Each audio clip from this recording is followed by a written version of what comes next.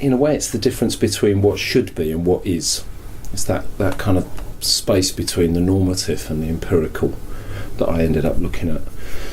And really our norms come from learned gentlemen that at a time of revolution. So people like Thomas Hobbes in 1651, I think scared to death of the idea that some ne'er-do-well would take up leadership from an era where the divine right of kings had been long established over several centuries, that the king was the kind of presence of God, the representative of divinity.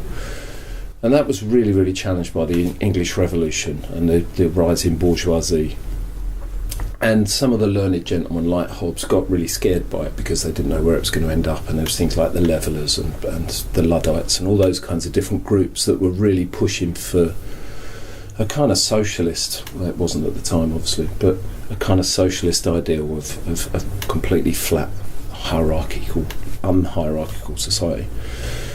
And so to some extent the idea of representation emerged out of that period where brakes were being put on a process of revolution and change by a kind of a bourgeois elite, if you like.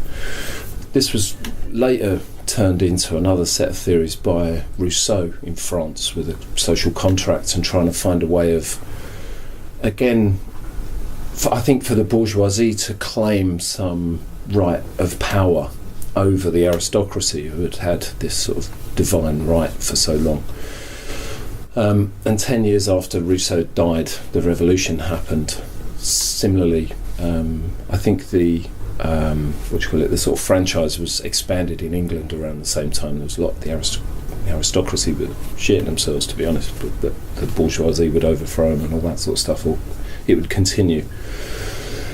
And so then you've got people like Burke who were starting to frame the normative ideas of representation. And there's this, I think, by today's standard, an absolutely revolting idea that he argued that, for example, I think it was Manchester or may have been Birmingham, that they didn't need a representative at all because there were good gentlemen, there were good men in Parliament. And he used this idea of what's good for Britain as a whole is by its very nature good for Birmingham. So it didn't matter whether people actually had a representative or not.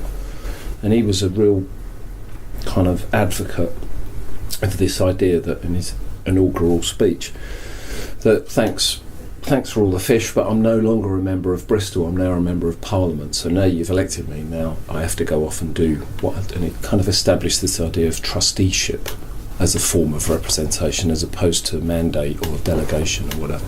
And again, it's about a bourgeois elite retaining power and not being, although the franchise had been extended and people could vote, more people could vote, there was no way he was going to be accountable to those people, and he was going to do what he thought was right for the interests of his own class.